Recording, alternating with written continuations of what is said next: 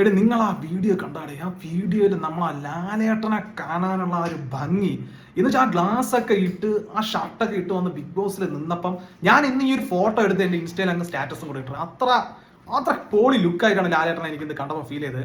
നമ്മളെ big boss ഞാൻ കുറേ തുടങ്ങി ഇപ്പോൾ എത്ര 10-14 ദിവസമായില്ലേ, കാണുന്നില്ലായിരുന്നു, കാണാൻ വയ്യായിരുന്നു. തുടക്കത്തിൽ 2-3 ദിവസം കണ്ടതോടെ മടുത്തിരിക്കുകയായിരുന്നു. ഇപ്പം ഒരു 2-3 ഡേയ്സ് ആയിട്ടൊന്ന് ട്രാക്ക് പിടിച്ച് കയറി വരുന്നുണ്ട് എന്നുള്ളൊരു ഫീൽ ഇപ്പം വന്നു തുടങ്ങി.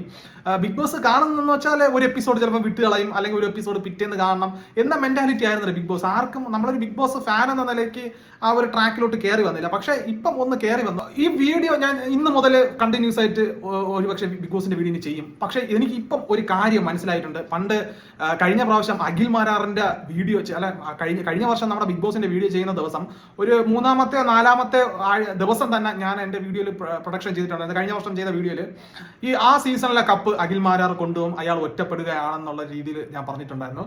സെയിം അത് തന്നെയാണ് സംഭവിച്ചത്. അഖിൽ മാരാറിന് വലിയ രീതിയിൽ നെഗറ്റീവ് വന്നിട്ട് പിന്നെ അതൊരു പോസിറ്റീവായിട്ട് വരുന്ന കാഴ്ചയാണ് നമുക്ക് കാണാൻ പറ്റിയത്.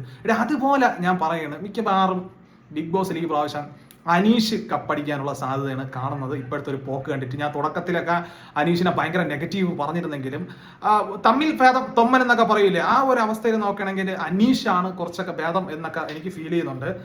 പുള്ളിയെ നമുക്ക് അത്യാവശ്യം ഇന്റലിജന്റ് ആയിട്ടൊക്കെ പങ്കെടുക്കുന്നുണ്ട്, കുറച്ചൊക്കെ നല്ല രീതിയിൽ ഒരു കോമണർ ആയിട്ട് പോയിട്ട് പോലും പുള്ളി നല്ല പെർഫോമൻസ് ചെയ്യുന്നുണ്ട്. പുള്ളിക്ക് അത്യാവശ്യം ഈ ആ ഒരു ക്യാമറയുടെ മുന്നിൽ വന്നിട്ടുള്ള എക്സ്പീരിയൻസും കാര്യങ്ങളൊക്കെ ഉണ്ട്. നമ്മൾ വെറും കോമണർ ആണെന്ന് പറഞ്ഞിട്ട് അനീഷിനെ തള്ളിക്കളയാൻ പറ്റില്ല.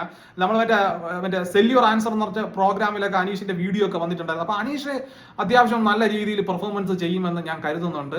ഇതിനെ ഇടയ്ക്ക് ഇപ്പം പണ്ടൊക്കെ കഴിഞ്ഞ എപ്പിസോഡിൽ DJ സിബിനൊക്കെ വന്ന് ഭയങ്കര പവർ കാണിച്ചിട്ട് പിന്നെ നനഞ്ഞ പടക്കം പോലെ പോയില്ല. അതുപോലെയൊന്നും സംഭവിക്കാതെ ഇടയ്ക്ക് ആരെങ്കിലും കയറി വന്നിട്ട് റിയാസിനെ പോലെയൊക്കെ പൂത്തിരിയായിട്ടൊക്കെ കയറി വന്ന് സംഭവിക്കാത്ത പോലെ ഇരിക്കുകയാണെങ്കിൽ ഒരുപക്ഷെ ഈ ഫ്ലോയിൽ പോവുകയാണെങ്കിൽ അനീഷ് കപ്പടിക്കാനാണ് സാധ്യത എന്നാണ് എൻ്റെ ഒരു മനസ്സ് പറയുന്നത്.